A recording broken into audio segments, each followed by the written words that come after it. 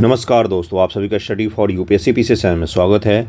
आज तारीख है 26 जनवरी 2024 ईस्वी और आज का न्यूज़पेपर आर्टिकल डिस्कशन का वीडियो होगा। ये आज पीडीएफ प्रिंट वाला न्यूज़पेपर नहीं अवेलेबल हो पाया मुझे, इसलिए मैं हार्ड कॉपी का ही बना रहा हूँ।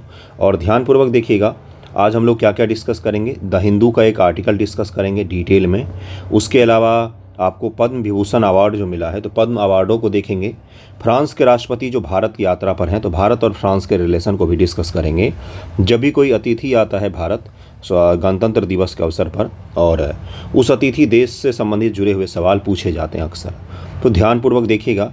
और 26 जनवरी है आज। क्या हुआ था आज के दिन? संविधान को लागू किया गया था। आज के बाद हम सॉवरेन एक देश के तौर पर बने थे पहली बार। इस सॉवरेनिटी को बनाए रखना हम सबकी भी जिम्मेदारी होती है, सरकार की तो होती ही है। और सबसे बड़ी जिम्मेदारी क्या होती है? संविधान को बचा कर रखना। संविधान एक जीवित दस्तावेज है जिसको बचा कर रखना अत्यंत आवश्यक होता है, ठीक ना। तो इसको ध्यान में रखिएगा। चलिए शुरू करते, देखिए हेडलाइन क्या है। ईडी और राज्यों के बीच में जो खींचातानी चलता है, जो राज्य आरोप लगाते रहते हैं कि ईडी इन्फोर्समेंट डायरेक्टरीज जो है ये क्या करती है, तो विपक्ष के सरकारों को, विपक्ष के सरकार के अधिकारियों को टारगेट करके छापेमारी करती है और कहीं ना कहीं पॉलिटिकल वेंडेटा को प्रभावित करती है, ऐसा इस पर आरोप लगा है। तो सुप्रीम कोर्ट ने बोला हम इसकी जांच करेंगे। कहीं ईडी का उपयोग सरकारों को परेशान करने के लिए, विपक्ष को कमज़ोर करने के लिए तो नहीं किया जा रहा है। उसी को लेकर सुनवाई शुरू हुई है। कहाँ पर? Supreme court of India. और सुप्रीम कोर्ट ने क्या कहा, देखिए यहाँ पर लिखा हुआ है, अगर थोड़ा सा ब्लर हो रहा हो तो उसके लिए सॉरी, कि सुप्रीम कोर्ट थर्सडे को सुप्रीम कोर्ट ने बोला कि हम पूरे भारत स्तर पर एक मैकेनिज्म बनाएंगे जो डिटरमाइन करेगा कि क्या ईडी का मोटिव सरकारों को परेशान करना है, विपक्ष की सरकारों का अधिकारियों को परेशान करना तो नहीं है। ये पूरे देश स्तर पर हम इसकी जाँच करने जा रहे हैं कि जो ईडी जो पूरे देश स्तर पर रेड वगैरह करती है, तो क्या ये किसी पॉलिटिकल वेंडेटा से प्रभावित होता है या फिर स्वतंत्र जाँच होता है। ये इसको लेकर सुप्रीम कोर्ट अब सुनवाई करेगी। और सुनवाई क्या सही है या गलत, ये अभी तो हम तय नहीं कर सकते हैं। सुनवाई होने दीजिए, उसके बाद पता चल जाएगा कि क्या ये सही था या गलत था। ओके, तो इसको ध्यान में रखिएगा। बाकी ईडी किस मंत्रालय के तहत आता है, ये आप मुझे बताइए। ईडी किस मंत्रालय के तहत काम करता है, ये आपको पता होना चाहिए। रोज़ मैं कुछ ना कुछ इस तरह के पूछता हूँ, आज आपसे पूछ रहा हूँ। आप मुझे बताएंगे कि ईडी किस मंत्रालय के तहत आता है और इसकी स्थापना कब की गई थी, क्योंकि मैंने पढ़ाया है ये चीज़। जो मैंने पढ़ाया नहीं है वो मैं नहीं पूछता हूँ, जल्दी आपसे इसको बताइएगा। अगला देखिए क्या है। एएसआई का सर्वे रिपोर्ट में सामने आया है कि ज्ञानवापी मॉस्क जहाँ पर है, मस्जिद जहाँ पर है, वहाँ पर कभी हिंदू मंदिर हुआ करता था। ओके, ये कोई बताने वाली चीज़ थोड़ी नहीं है, तो सबको पता था भाई कि औरंगजेब के ज़माने में विश्वनाथ को तोड़ा गया था और पुरी के मंदिरों को भी तोड़ा गया था। उत्तर भारत के बहुत सारे मंदिर। आपने जौनपुर का नाम सुना है? जौनपुर साम्राज्य भी था, छोटा सा जौनपुर किंगडम था। यहाँ पर एक मस्जिद है, अटाला मस्जिद। क्या बोला जाता है उसको? अटाला मस्जिद। इस मस्जिद को पता है क्या नाम बोलते हैं? एक और, अटाला माता का मस्जिद। यहाँ पर पहले अटाला माता का मंदिर था, उसको तौर पर यहाँ पर मस्जिद बनाई गई थी। ये कोई आज का नहीं है, सबको पता है। बाकी एएसआई सर्वे कर रही है, करने दीजिए। ये सब चीज़ें आपके एग्ज़ाम से रिलेटेड तो नहीं पूछा जाता है। एएसआई संस्कृति मंत्रालय के तहत आता है, ये आपको पता होना चाहिए। चलते हैं, आज का आर्टिकल डिस्कस करते हैं जो द हिंदू में डिटेल आर्टिकल आया था। देखिए क्या था आर्टिकल था 23 तारीख को द हिंदू में। The idea of one nation one election is against federalism. एक ये उनका सोच हो सकता है लिखने वाले का। और क्या आप इस चीज़ से सहमत हैं? क्या आपको यही दे दिया जाएगा, मान लीजिए यही सवाल दे दिया जाएगा कि जो वन नेशन वन इलेक्शन का आइडिया है ये संघवाद के विरुद्ध है? आलोचनात्मक विवरण कीजिए या विवरण कीजिए, कमेंट कीजिए, स्पष्ट कीजिए, विश्लेषण कीजिए, कुछ भी आपसे दे सकता है, ठीक है। तो वहाँ पर आपको काम आएगा समझ कर लिखने में इस चीज़ को। बाकी वन नेशन वन इलेक्शन से सवाल 67वीं बीपीएससी में लॉन्ग फॉर्मेट में पूछ चुका है, ठीक है। और यूपीएससी में भी पूछा जा चुका है। फिर भी ये चर्चा में क्यों है? क्योंकि पूर्व राष्ट्रपति रामनाथ कोविंद जी की अध्यक्षता में एक समिति बनाया गया है और बड़े स्तर पर पहली बार इस पर सीरियसली डिबेट हो रहा है, बातचीत हो रही है कि इसको लागू किया जाए या लागू नहीं किया जाए। सितंबर 2023 में केंद्र सरकार ने पूर्व राष्ट्रपति कोविंद के नेतृत्व में एक राष्ट्र एक इलेक्शन पर एक उच्च स्तरीय समिति गठन किया। समिति ने राष्ट्रीय राज्य स्तरीय राजनीतिक दलों के साथ परामर्श किया और संभावित अनुशंसाओं के साथ आम लोगों और न्यायविदों के विचार आमंत्रित किए हैं। किसको लेकर? वन नेशन वन इलेक्शन को लेकर। और ये कहीं ना कहीं फेडरलिज्म के लिए भी चिंताएं उत्पन्न करती है कि क्या हमारा संघवाद जो है, संघवाद ये प्रभावित होगा या नहीं होगा इस चीज़ से। ओके, एक राष्ट्र एक चुनाव के पीछे केंद्रीय विचार क्या है, मुख्य मोटिव क्या है इसके पीछे, यह अवधारणा एक ऐसे परिदृश्य की कल्पना करता है जहां प्रत्येक 5 वर्ष पर सभी राज्यों के चुनाव लोकसभा के आम चुनाव के साथ साथ संपन्न होंगे। जैसे अभी 2024 में कुछ महीनों के बाद आपको चुनाव का डेट अनाउंस हो जाएगा। मई महीने में नई सरकार बन जाएगी। अप्रैल महीना मान सकते हैं आप पूरी चुनावी महीना होगा और अप्रैल मई। तो क्या एक साथ ही राज्य और केंद्र दोनों का इलेक्शन क्यों ना करवा लिया जाए, है ना। विचार यह है कि चुनावी प्रक्रिया को सुव्यवस्थित किया जाए, चुनावों की आवृत्ति को कम किया जाए, जिससे समय और संसाधनों की बचत होगी। लोकतंत्र में चुनाव डेवलपमेंट के लिए होना चाहिए, न कि सामाजिक प्रतिरोध के रूप में काम करना चाहिए, राजनीतिक प्रतिरोध के रूप में काम करना चाहिए। तो अपने देश को अगर आप देखेंगे, हर साल कहीं न कहीं 2-3 राज्यों में चुनाव चल ही रहे होते हैं, जिसके कारण से पूरी सरकारी मशीनरी जो है वो कहाँ पर लगी रहती है, चुनावी कामों में लगी रहती है, जिससे क्या होता है, संसाधन और समय दोनों का बर्बादी होता है। यह विचार 1983 अस्तित्व में आया जब निर्वाचन आयोग ने पहली बार इसे पेश किया था। हालांकि 1967 तक भारत में एक चुनाव आयोजित कराना एक सामान्य परिदृश्य रहा है। 1967 तक एक ही साथ चुनाव होते थे। अब जो लोग फेडरलिज्म का बोल रहे हैं कि समस्या उत्पन्न होगी, मैं किसी का पक्षधर नहीं हूँ, आपके दिमाग में एक पॉइंट डाल रहा हूँ। उनसे ज़रा पूछा जाए कि 1967 से पहले क्या संघवाद की भावना भारत में एग्जिस्ट नहीं करती थी? क्योंकि 1967 तक तो एक ही साथ चुनाव हुए हैं। लगभग में 1967 तक तो पूरे देश का चुनाव एक ही साथ हुआ है। क्या उस समय तक संघवाद की भावना देश में एग्जिस्ट नहीं करती थी? तो जो आपको इसके विपक्ष में पॉइंट लिखना हो तो इस तरह के पॉइंट्स लिखिएगा। लोकसभा के प्रथम आम चुनाव सभी राज्य विधानसभा के चुनाव 1951-52 एक साथ आयोजित कराए गए थे। जब 51-52 में पहली बार चुनाव हुआ था, उस समय की बात है। यह अभ्यास 1957, 62, 67 में आयोजित अगले 3 आम चुनाव में जारी रहा, लेकिन 1968-69 में कुछ विधानसभाओं के समय पूर्व विघटन के कारण यह चक्र बाधित हो गया। और बाधित होने के पश्चात क्या हुआ कि धीरे करके बाकी राज्यों में भी बाधित होता चला गया। कहीं पर राष्ट्रपति शासन, कहीं पर कुछ, जिसके कारण से सरकारें गिरती गईं। राजनीति का दूसरा दौर प्रारंभ होता है। एथिक्स पेपर 4 यूपीएससी के लिए अगर आपने तैयारी की होगी तो आपको पता होगा, उसमें राजनीति को पढ़ना पड़ता है। पॉलिटिकल जो चीज़ें हैं, डेवलपमेंट है भारत में, उसको पढ़ना पड़ता है। पॉलिटी में भी पढ़ना चाहिए आपको समझ बनाने के लिए। क्यों पढ़ना चाहिए भाई? तो इसमें बताया था कि राजनीति में पॉलिटिशियन के 3 जनरेशन आए। पहला जनरेशन वो था जिन्होंने स्वतंत्रता आंदोलन को लड़ा, बहुत ही अच्छे और समृद्ध लोग थे। दूसरा जनरेशन वो था जो इनकी संतानें आई। तीसरा जनरेशन वो था जिसमें बाहुबली और गुंडों का प्रवेश आपको राजनीति में देखता है। राजनीति का अपराधीकरण, अपराधियों का राजनीतिकरण, ये 2 टर्मिनोलॉजी है। ये दोनों जब आप पढ़ेंगे तो आपको पता चलेगा सरकारें क्यों गिरती चली गई उसके बाद से। और कहीं कोई गवर्नमेंट बना रहा है, कहीं पर तोड़ जोड़ हो रहा है, गठबंधन की राजनीति शुरू हो गई, केंद्र की राजनीति से राज्य प्रभावित होने लग गए। तो ये सारा कुछ शुरू होता है बाद के वर्षों में। ओके, 1970 में स्वयं लोकसभा का समय पूर्व विघटन हो गया। 71 में नए चुनाव आयोजित कराए गए। इस प्रकार 1970 तक केवल प्रथम, द्वितीय और तृतीय लोकसभा में 5 वर्ष का नियत कार्यकाल पूरा किया। विश्व में अन्य जगहों पर एक साथ चुनाव, दक्षिण अफ्रीका में राष्ट्रीय और प्रांतीय विधानमंडल के चुनाव एक साथ प्रत्येक 5 वर्ष आयोजित किए जाते हैं। स्वीडन में राष्ट्रीय विधानमंडल, प्रांतीय विधानमंडल का एक साथ चुनाव होता है, यानी कि हर चौथे वर्ष सितंबर के दूसरे रविवार को आयोजित किया जाता है। ब्रिटेन में ब्रिटिश संसद उसके कार्यकाल को स्थिरता व पुनर्मेयता की भावना प्रदान करने के निश्चित अवधि संसद अधिनियम 2011 पारित किया गया था। इसे प्रावधान किया गया प्रथम चुनाव 7 मई 2015 को, उसके बाद हर 5वें वर्ष मई माह के पहले गुरुवार को चुनाव आयोजित किया जाएगा। तो ब्रिटेन में भी ये चीज़ें हैं। अगला देखिए क्या है, अब इसके लाभ क्या है, हानि क्या है, इन चीज़ों को देखेंगे। शासन विकर्षण को कम करना, मतलब कि जो शासन सत्ता है वो एक ही तरफ केंद्रित रहेगा। किस तरफ? तो केवल और केवल काम की तरफ में केंद्रित करेगा। बार बार चुनाव आयोजित होने से शीर्ष नेताओं से लेकर स्थानीय प्रतिनिधि तक पूरे देश का ध्यान भटक जाता है, जिससे विभिन्न स्तरों पर प्रशासन एक तरह से पंगु हो जाता है। यह चुनावी व्यवस्था भारत के विकास संभावनाओं पर नकारात्मक प्रभाव डालती है और प्रभावी शासन में बाधा उत्पन्न करती है। भारत के डेवलपमेंट को कहीं न कहीं प्रभावित करती है। क्या इशू इतना ही आसान है? क्या इस चीज़ को समझना इतना ही आसान है? क्या इतना जल्दी इसको परिवर्तित किया जा सकता है? डिटेल में समझिएगा, तभी आप लॉन्ग फॉर्मेट के इसका आंसर लिख पाएंगे। ठीक है।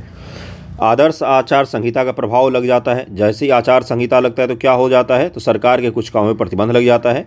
राष्ट्रीय स्थानीय दोनों स्तरों पर प्रमुख नीतिगत निर्णयों विलंबन का कारण बनता है। यहाँ तक कि चल रही परियोजनाओं में भी बाधा उत्पन्न होती है, क्योंकि चुनाव संबंधी कर्तव्य को प्राथमिकता दी जाती है, जिससे नियमित प्रशासन में सुस्ती आ जाती है।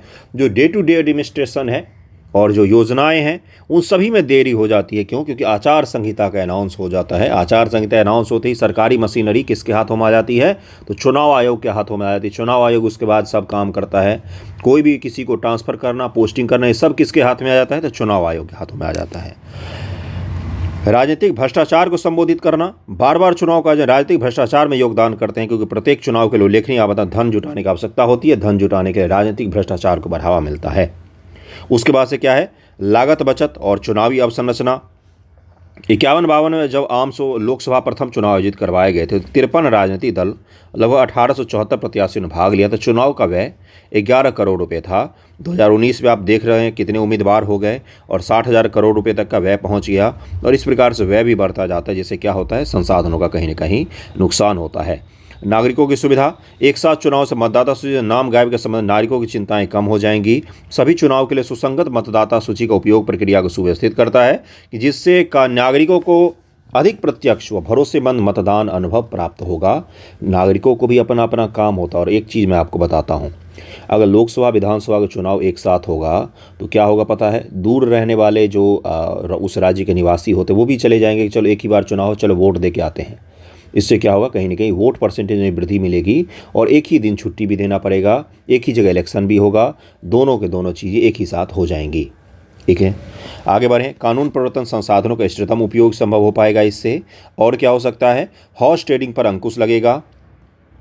राज्य सरकारों के लिए वित्तीय स्थिरता भी इससे देखने को मिल सकता है। ये कुछ लाभ हो गए। क्या केवल लाभ ही है, दूसरा पक्ष नहीं है?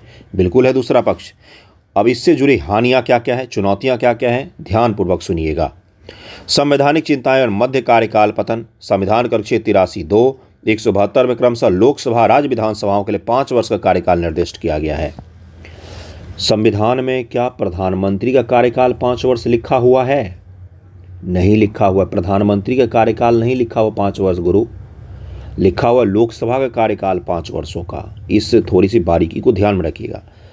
उसी प्रकार से 172 में किसके लिए लिखा गया है? विधानसभा के लिए, राज्य असेंबली के लिए लिखा हुआ है। ओके, यदि समय पूर्व उनका विघटन नहीं हो जाए तो ONOE की अवधारणा उन परिदृश्यों को प्रसंगत करती है। यदि केंद्र और राज्य सरकार के कार्यकाल के मध्य पतन हो जाए तो फिर क्या होगा? अगर राज्य सरकार का पतन हो गया, बीच में राज्य सरकार गिर गई, अब जैसे अभी बिहार में हो हल्ला हो रहा है किसके लिए, तो नीतीश जी फिर से सोच रहे हैं कि चले जाए हम अब कहाँ पर, तो बीजेपी में।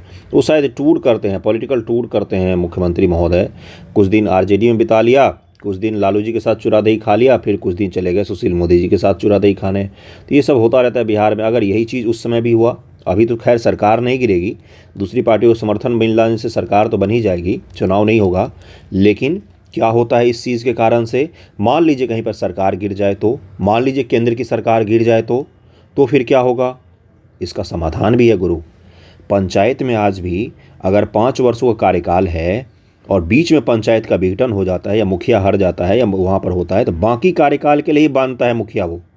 जैसे मान लीजिए 2 साल के बाद उस पंचायत का विघटन हो गया, तो जो नया इलेक्शन होगा उसके बाद वो 3 वर्ष ही रहेगा अपने पद पर। ये चीज़ ध्यान में रखिएगा। ये मैं क्या बता रहा हूँ आपको कि इस तरह से काम होता है, तो इसका समाधान भी तो है ना। उस परिधि से प्रत्येक राज्य पुनः चुनाव करवाने, राष्ट्रपति शासन लगाने की दुविधा संवैधानिक ढांचे को जटिल बनाती है। ठीक है भाई, पॉइंट लिखने के लिए सही है, लेकिन इसका समाधान भी अपने पास। ONOE को लागू करने में लॉजिस्टिक संबंधी चुनौतियां हैं। इलेक्ट्रॉनिक वोटिंग मशीन, कर्मियों, अन्य संसाधनों को पता, सुरक्षा सहित महत्वपूर्ण लॉजिस्टिक संबंधी चुनौतियां भी हैं। किसके पास? चुनाव आयोग के लिए ये चुनौतियां हैं, जिसको हैंडल करना चुनाव आयोग को आना चाहिए। और क्या है? संघवाद संबंधी चिंताएं और विधि आयोग के निष्कर्ष।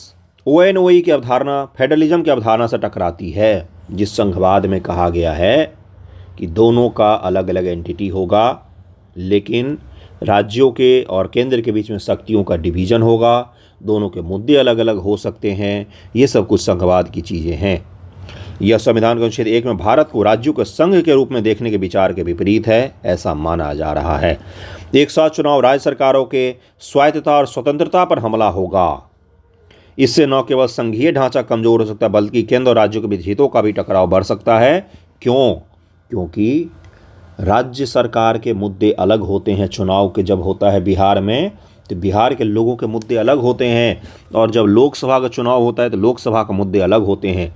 लोकसभा के मुद्दे होते हैं राष्ट्रवाद, चीन के साथ संबंध, पाकिस्तान के साथ संबंध, विदेश नीति, हमारी रक्षा नीति होती है, देश में और क्या क्या केंद्र सरकार करे वो सब चीज़ें होती हैं। जबकि बिहार राज्य का मुद्दा क्या होता है, यूपी का मुद्दा क्या होता है, बेरोजगारी, नौकरी, ये सब राज्य के छोटे छोटे मुद्दे होते हैं। केंद्र सरकार ने 3 मुद्दों को छोड़ ही दिया गुरु। राज्य के शिक्षा पॉलिसी पर चिंताएं होती हैं, जातिगत चीज़ों पर चिंताएं होती हैं, तो ये सब इशू क्या होगा, केंद्र के बड़े इशू में गायब हो जाएगा। आपको लगता है जहाँ पर आर्मी की बात होगी, रक्षा सुरक्षा की बात होगी, विदेश नीति की बात होगी, वहाँ पर कोई बेरोजगारी के पूछने जाएगा? नहीं पूछने जाएगा। इसलिए तो गोदी मीडिया इन चीज़ों पर हल्ला करती रहती है, क्योंकि छोटे इशू इसके सामने उड़ जाते हैं। एक बेरोजगार युवक भी टीवी पर जब देखता है एस जयशंकर जी कुछ बोल रहे हैं तो वो भी तनाव बिल्कुल सीना तान के बैठ जाता है। उसको नहीं पता कि उसकी नौकरी नहीं लगेगी उनके बोलने से। तो ये चीज़ समझने की ज़रूरत है। क्या होगा, मैं आपको क्या बता रहा हूँ कि जो राज्य के स्थानीय मुद्दे हैं वो क्या होंगे, केंद्रीय मुद्दों के सामने उड़ जाएंगे, उनका कोई भी देखने वाला नहीं होगा। और उससे क्या होगा, वेंडेटा प्रभावित होगा। लोग अभी हमारे देश के क्या उतने लोकतांत्रिक तरीके से जागरूक हुए हैं कि वो स्टेट असेंबली के अलग वोट करेंगे और केंद्रीय असेंबली के अलग वोट करेंगे? बताइए मुझे। तो इस तरह की हमें चिंताएं देखने को मिल सकती है। लेकिन इसका एक उदाहरण भी है। जैसे दिल्ली को मान लीजिए, दिल्ली में विधानसभा में आम आदमी पार्टी को 60 से ज़्यादा सीटें हैं, 70 में से। लेकिन वहीं लोकसभा में इसके पास सीटें नहीं हैं। क्यों नहीं है भाई? क्योंकि लोकसभा में दिल्ली के लोग बीजेपी को वोट कर देते हैं और वही लोग एक साल बाद विधानसभा में किसको वोट कर देते, केजरीवाल को वोट कर देते हैं। तो ये इतनी लोकतांत्रिक समझ तो यहाँ के लोगों को आ गई है। हो सकता है कि आप किसी में दूसरे को वोट करना चाहे, लेकिन मैं आपको उदाहरण के तौर पर समझाने की कोशिश कर रहा हूँ। ठीक है, तो आगे बढ़ते हैं। देखिए अगला क्या है। एक साथ चुनाव, राज्य सरकारों की स्वायत्ता स्वतंत्रता पर हमला होगा, ये सब बता दिया मैंने। राज्य सरकारों के कार्यकाल अलग अलग होते हैं। कुछ राज्यों के संविधान के अनुच्छेद 371 तथा विशेष उपबंध भी सौंपे जाते हैं। न्यायमूर्ति BS चौहान की अध्यक्षता वाले विधि आयोग ने बताया कि मौजूदा संवैधानिक ढांचे के भीतर एक चुनाव संपन्न कराना व्यवहार्य नहीं है। इसके लिए संविधान, जनप्रतिनिधि अधिनियम 1951 और लोकसभा राज्य विधानसभाओं की प्रक्रिया नियम में संशोधन की आवश्यकता होगी। चुनाव की पुनरावृत्ति और लोकतांत्रिक लाभ, बार बार आयोजित चुनाव की वर्तमान प्रणाली के लोकतंत्र के लिए लाभदायक माना जाता है कि केंद्र सरकार और राज्य सरकारों को जब बार बार राजनीतिक पार्टियों को, जैसे मान लीजिए भाजपा जो है, भारतीय जनता पार्टी, वो केंद्र सरकार में जीत जाती है, लेकिन उस कई राज्य सरकार में उसके बाद चुनाव लड़ने जाती है, वहाँ हार जाती है, तो एक उसका मनोबल पर भी क्या पड़ेगा, अंकुश लगेगा कि हाँ भाई, कोई भी भगवान नहीं होता इस देश में, आप एक जगह जीत के दूसरी जगह हार भी सकते हैं। तो मैं क्या बता रहा हूँ आपको, इस तरह की चीज़ों को आपको देखना पड़ेगा कि बार बार चुनाव कहीं न कहीं लोकतांत्रिक प्रक्रिया को जीवित रखता है, लोगों को अपने आक्रोश को बाहर करने का मौका देता है। ये चीज़ ठीक है। आगे बढ़ें। यह व्यवस्था राष्ट्रीय और राज्य चुनाव के बीच मुद्दों को मिश्रण को रोकती है, जिससे अधिक जवाबदेही सुनिश्चित होती है। वर्तमान ढांचे के तहत प्रत्येक राज्य के विशिष्ट मांगों आवश्यकताओं को आवाज़ मिलती है, जो वन नेशन वन इलेक्शन में विभिन्न मुद्दों को आवाज़ नहीं मिल पाएगा। पक्षपातपूर्ण लोकतांत्रिक संरचना, IDFC इंस्टीट्यूट के वर्ष 2015 के एक अध्ययन में उजागर हुआ कि एक साथ चुनाव से इस बात की 77% संभावना बनती है कि विजयी राजनीतिक दल गठबंधन को लोकसभा और राज्य विधानसभा दोनों में जीत प्राप्त होगी। ऐसा हो सकता है कि मोनोपोली स्थापित हो जाए, जो पार्टी केंद्र में, पूरे देश में भी उसी पार्टी का शासन सत्ता, जो पार्टी राज्यों में जीत रही थी, हो सकता है जो क्षेत्रीय दल हैं, क्षेत्रीय दल का तात्पर्य जैसे तमिलनाडु में अभी जो DMK है, बिहार में RJD और JDU है, उसके बाद से यूपी में सपा है, और राजस्थान में कौन सी है, राजस्थान में कोई भी क्षेत्रीय दल इतनी बड़ी है ही नहीं, छोटे छोटे दल हैं। नॉर्थ ईस्ट के क्षेत्रीय दल हैं बहुत सारे, और उड़ीसा में क्षेत्रीय दल का शासन है। और कहाँ पर क्षेत्रीय दल का शासन है बताइए मुझे? तेलंगाना में कांग्रेस आ गई है, अब क्षेत्रीय दल वहाँ से भी हट गई। तो जो क्षेत्रीय दल होते हैं, जो आंध्र प्रदेश में, बाकी राज्यों में अभी भी हैं, और बहुत सारे राज्यों में भी क्षेत्रीय दल हैं, उनका लोकतांत्रिक ढांचा क्या हो जाए, गिर जाएगा। क्यों? क्योंकि केंद्र की जो बड़ी पार्टियां जब लड़ने जाएंगी केंद्रीय चुनाव के मुद्दों पर, तो उनको शायद वोट ना मिले, क्योंकि उनके मुद्दे क्षेत्रीय होते हैं, और राष्ट्र के सामने क्षेत्रीय मुद्दे क्या होते हैं, उड़ जाते हैं कई बार। तो ये चीज़ हो सकता है। लेकिन हर जगह मैं आपको रोकूंगा, आपको सोचने के लिए मजबूर करूँगा। क्या? जब देश में, पूरे देश में कांग्रेस पार्टी का शासन था, पूरे देश में ही था, लगभग में 100% था, केरल को छोड़कर पूरा नॉर्थ से साउथ, ईस्ट से वेस्ट, सभी जगहों पर किसकी शासन? तो कांग्रेस पार्टी का शासन। क्या उस समय क्षेत्रीय मुद्दे नहीं उठे थे? बताइएगा मुझे। उस समय क्या क्षेत्रीय मुद्दे नहीं उठे थे? सारी राजनीतिक पार्टियों का जन्म, जो क्षेत्रीय पार्टियां, उसी समय हुए जब कांग्रेस का शासन था पूरे देश में। उसी चीज़ को तोड़ने के लिए क्षेत्रीय पार्टियां सभी जगह आगे आई। बिहार में आप देखते हो, जगन्नाथ मिश्रा जी के बाद कौन कांग्रेसी मुख्यमंत्री बना? कोई भी नहीं बना। उसके बाद गायब भी हो गई बिहार की राजनीति से। यूपी के भी राजनीति में गायब हो गई कांग्रेस। कैसे गायब हो गई? क्योंकि क्षेत्रीय पार्टियां उभर गई। जहाँ जहाँ पर क्षेत्रीय पार्टी उभरी है, वहाँ पर भाजपा से ज़्यादा किसको नुकसान हुआ? कांग्रेस को नुकसान हुआ। ठीक है, तो इस चीज़ को ध्यान में रखिएगा कि दोनों चीज़ एक्सेप्शन भी है, उसके अपवाद भी हैं, और क्या है तो उसके समर्थन में भी पॉइंट्स है। ओके, आगे बढ़ते हैं। अगला देखिए क्या है। एक साथ चुनाव की लागत के बारे में निर्वाचन आयोग, नीति आयोग का अनुमान परस्पर विरोधी आंकड़े प्रकट करते हैं, और वोटिंग मशीन और वीवीपैट इन सब पर खर्चा होगा। तो इन सब पर खर्चा हो रहा है तो होने दो, क्या जा रहा है, होने दीजिए, एक बार ही तो खर्चा होगा। और इतना बड़ा 5 बड़ी इकॉनमी है, वीवीपैट और ईवीएम पर तो खर्चा कर ही सकते हैं, एक ही बार तो खर्चा करना पड़ेगा ना, और क्या होगा। ठीक है, इसका भी समाधान निकाला जा सकता है। तो पक्ष और विपक्ष दोनों मैंने पॉइंट्स बता दिए हैं आपको, वन नेशन वन इलेक्शन का। इससे बेहतरीन तरीके से आप नहीं पढ़ सकते हैं, ध्यानपूर्वक इसको याद रखिएगा इस टॉपिक को। अगले टॉपिक पर हम लोग चलते हैं जो आपके लिए और इम्पोर्टेंट है। कौन सा है टॉपिक वो, तो भारत और फ्रांस का रिलेशन है। फ्रांस के राष्ट्रपति जो हैं, कल वो जयपुर में रोड शो कर रहे थे मोदी जी के साथ में, अच्छी बात है। और फ्रांस का जो एक छोटा सा दल है, सैन्य दल, वो परेड में भी आज भाग लेगा, कहाँ पर, तो राजपथ पर। और फ्रांस के साथ हमारे रिलेशन हमेशा से अच्छे रहे हैं। आप औपनिवेशिक दौर की याद कीजिए, जब फ्रांस और ब्रिटेन भारत में लड़ रहे थे। मैसूर कर्नाटक का युद्ध याद होगा आपको, वो सब ध्यान में रखिएगा। फ्रेंच का सब सारा कुछ रिवॉल्यूशन वगैरह आपने पढ़ा होगा। फ्रेंच रिवॉल्यूशन, फ्रांस की क्रांति अगर आपने नहीं पढ़ा है वर्ल्ड हिस्ट्री में, तो आप हिस्ट्री का सबसे खूबसूरत टॉपिक को मिस कर गए हैं। जिलेटिन की अवधारणा, जिलेटिन पर चढ़ा दिया जाता था लोगों को। जिलेटिन क्या होता है, बड़ा सा ब्लेड जो गर्दन पर गिरता है और गर्दन अलग हो जाता है। जिलेटिन की अवधारणा फ्रांस में फ्रांसीसी क्रांति को आपको दिखाएगा, जहाँ पर एक नेता दूसरे पर आरोप लगाता था, दूसरा पहले पर आरोप लगाता, दोनों को जिलेटिन पर चढ़ा देती थी जनता। पढ़िएगा कभी फुर्सत में, फ्रांस की क्रांति जरूर पढ़िएगा, क्योंकि उससे किसका जन्म होता है, उससे जन्म होता है लोकतंत्र की सबसे मजबूत अवधारणाओं को, समानता और विशेषाधिकारों का अभाव। फ्रांस की क्रांति का प्रभाव पूरे दुनिया के लोकतंत्र पर पड़ा था, आज ही माना जाता है। समानता, बंधुत्व, इन सब की जो भावनाएं उत्पन्न हुई थी पहली बार मॉडर्न लोकतंत्र की जो हम बात करते हैं, जिसमें क्या है, विशेषाधिकारों का अभाव होता है। समानता का क्या तात्पर्य होता है गुरु, विशेषाधिकारों का अभाव, प्रिविलेज नहीं होने चाहिए वहाँ पर। तो ये जब अभाव होता है, ये सब के सब कहाँ से उत्पन्न हुए, तो फ्रांस की क्रांति से उत्पन्न हुए हैं। सिलेबस आपके, मुझे पता है आपके मेंस के सिलेबस का हिस्सा नहीं है, लेकिन जीएस को इसीलिए इतना बेहतरीन ढंग से यूपीएससी का सिलेबस बनाया गया, क्योंकि आपको दुनिया की, लोकतंत्र की, समाज की समझ बने अच्छे से। ये फ्रांस की क्रांति ये दर्शाती है कि जब देश में विशेषाधिकारों को बहुत ज़्यादा हवा दिया जाता है, जब जनता और जो रूलिंग एलीट होते हैं, जब उनके बीच में अंतर बढ़ जाता है, संपत्ति का अंतर से लेकर संसाधन का अंतर बढ़ जाता है, जनता गरीब होती है, रूलिंग एलीट अमीर होते हैं, तब एक बार आक्रोश उत्पन्न होता है। और आक्रोश का परिणाम क्या होता है, क्रांति, और सब कुछ बदल जाता है, पूरा सिस्टम बदल जाता है। चलिए आगे बढ़ते हैं, फ्रांस के साथ हमारे रिलेशन को देखते हैं, वो ज़्यादा ज़रूरी है। हिस्ट्री में हम नहीं जाते हैं, फ्रांस के साथ रिलेशन को देखते हैं। ओके, देखते चलिए एक एक करके। और फ्रांस उन देशों में से शामिल था, जब हमने परमाणु परीक्षण किया अटल बिहारी वाजपेयी जी की गवर्नमेंट के समय में, तो उसमें फ्रांस ने हमारी आलोचना नहीं की थी। बाकी पूरे यूरोपियन देशों ने हम पर प्रतिबंध लगाने की बात की थी। जापान तक उनमें शामिल था प्रतिबंध लगाने वालों में, और उन्होंने आलोचना की थी भारत की बहुत कड़े शब्दों में, लेकिन भारत के लिए फ्रांस ने कभी भी आलोचना नहीं की। हमारा हमेशा से अच्छा रिलेशन रहा है, उतार चढ़ाव भी रहे हैं कुछ। क्या है, फ्रांस भारत के लिए एक प्रमुख रक्षा भागीदार के रूप में उभरा है। 2017 से 2021 में भारत के लिए दूसरा सबसे बड़ा रक्षा आपूर्ति करता रहा। महत्वपूर्ण रक्षा सौदों और परस्पर सैन्य संलग्नता में वृद्धि के साथ फ्रांस भारत के लिए एक प्रमुख रणनीतिक साझेदार के रूप में उभरा है। उदाहरण के तौर पर भारतीय नौसेना के लिए फ्रांसीसी स्कॉर्पियन श्रेणी की पनडुब्बी भारत में फ्रांस के सहयोग से बनाया जा रहा है, जिन्हें वर्ष 2005 के प्रौद्योगिकी हस्तांतरण समझौते के तहत भारत बनाया जा रहा है। भारतीय वायुसेना के लिए 36 राफेल लड़ाकू जेट, ये सब किसके उदाहरण है, रक्षा संबंध के उदाहरण है। संबंधों को बांटा जाता है रक्षा, आर्थिक, राजनीतिक, सांस्कृतिक और भविष्य की कुछ संभावनाएं। इस प्रकार से आईआर के आंसर लिखे जाते हैं। ओके, उसके बाद से भारत के टाटा समूह ने वडोदरा गुजरात में C-295 सामरिक परिवहन विमान के विनिर्माण के लिए फ्रांस के एयरबस के साथ समझौता किया है।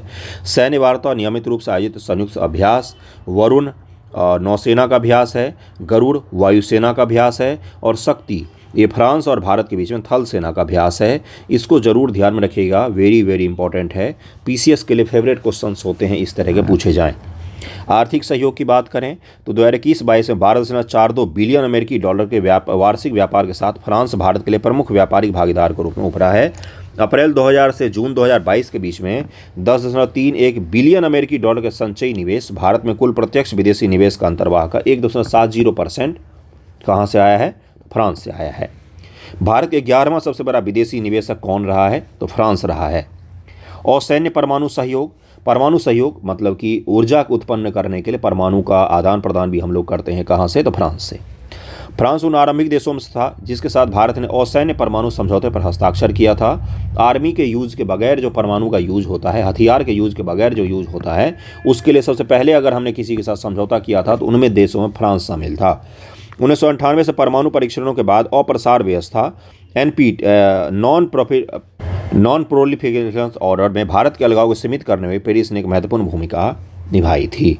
अंतर्राष्ट्रीय मंच पर सहयोग, संयुक्त राष्ट्र सुरक्षा परिषद यूएनएससी के अस्थायी सदस्यता के साथ साथ परमाणु आपूर्तिकर्ता समूह एनएसजी में भारत के प्रवेश के दावे का फ्रांस हमेशा समर्थन करता रहा है कि भारत को UNSC United nation security council और एनएसजी न्यूक्लियर सप्लायर ग्रुप, इन दोनों में भारत को जगह मिलना चाहिए।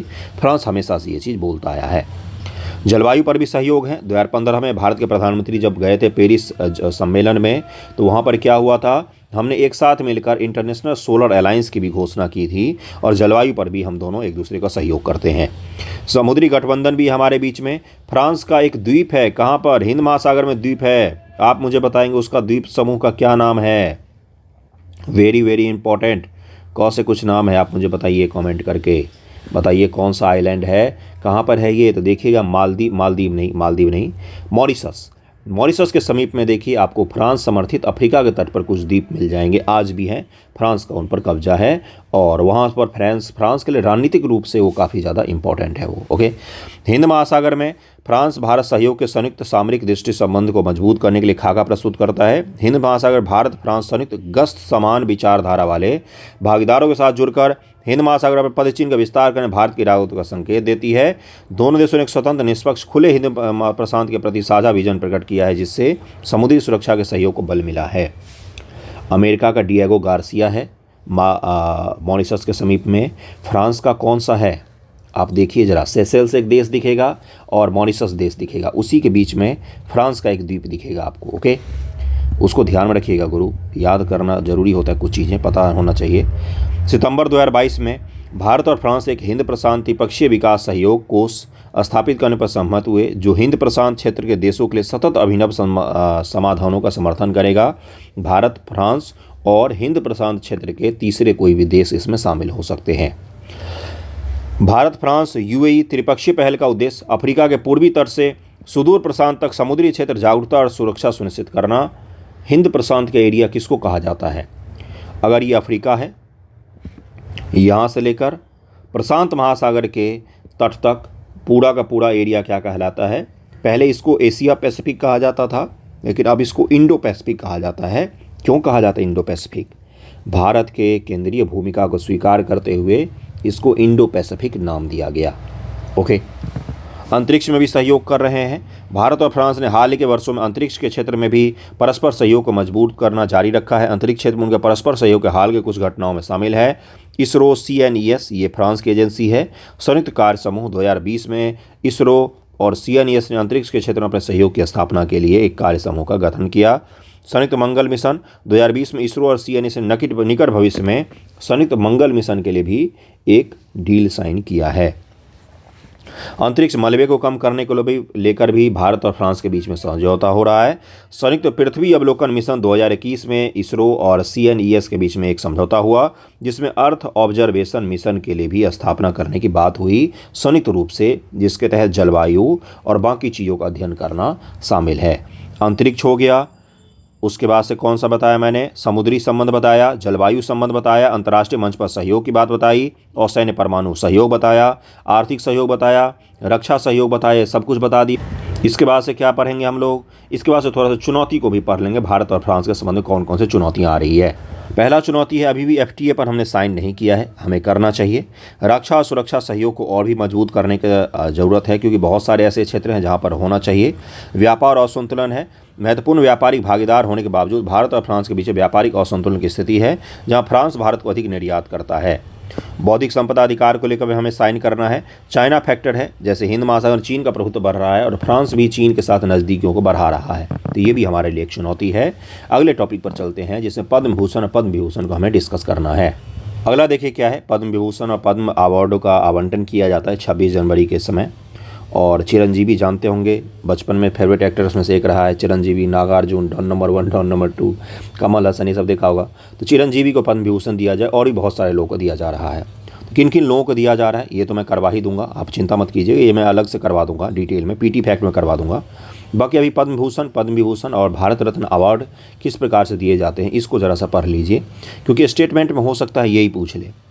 बाकी किनको दिया जा रहा है ये चीज़ तो हम क्लियर करके एक जगह लिस्ट बनाकर पढ़ ही लेंगे और उसको मैं पढ़ा भी दूंगा। लेकिन अभी क्या पढ़ाऊंगा मैं आपको, अवार्डों की कौन कौन श्रेणी होती है, किस प्रकार से इसको प्रदान किया जाता है, किन किन क्षेत्रों में दिया जाता है, ये आपके पीटी में स्टेटमेंट बनाकर पूछा जा सकता है। ओके, तो उसको ज़रा ध्यानपूर्वक देख लीजिए।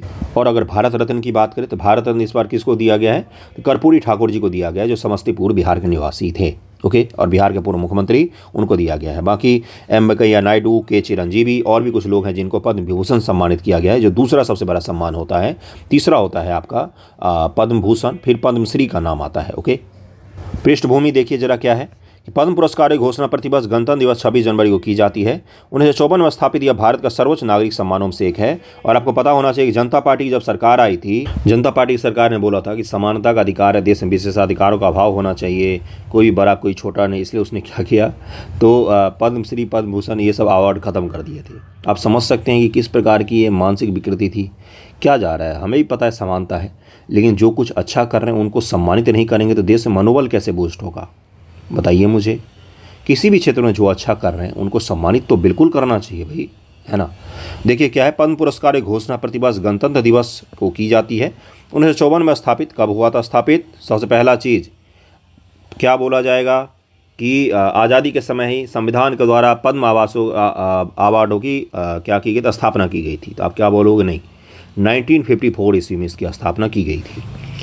यह ऐसी सभी विषय गतिविधियों के क्षेत्रों उपलब्धियों की पहचान करता है जिनमें सार्वजनिक सेवा का तत्व शामिल हो, सार्वजनिक सेवा का तत्व शामिल हो, और असैन्य मामलों के लिए दिया जाता है।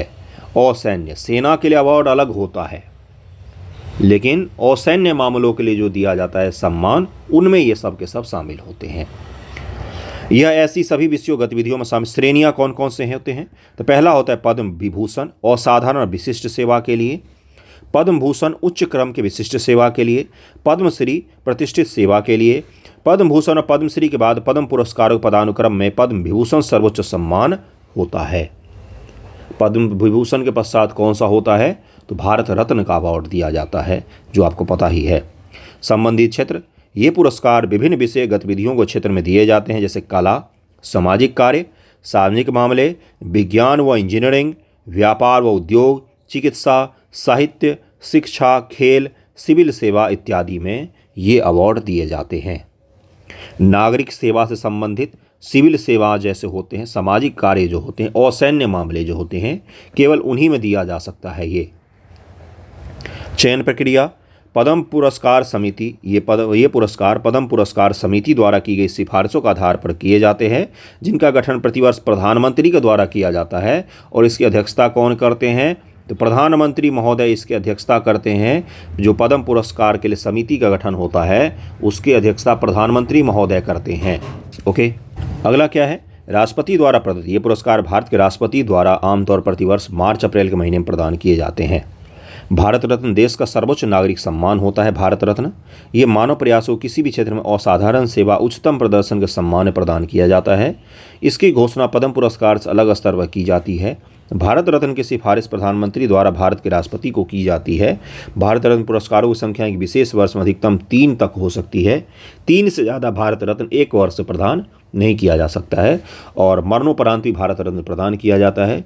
बहुत सारे लोगों को बहुत बाद में आकर भारत रत्न मिला है, जैसे डॉक्टर अम्बेडकर को बहुत बाद में मिला है, सरदार पटेल को बहुत बाद में मिला है भारत रत्न। तो इस चीज़ को ध्यान में रखिएगा। और आज का न्यूज़पेपर डिस्कशन यहीं तक रखिए।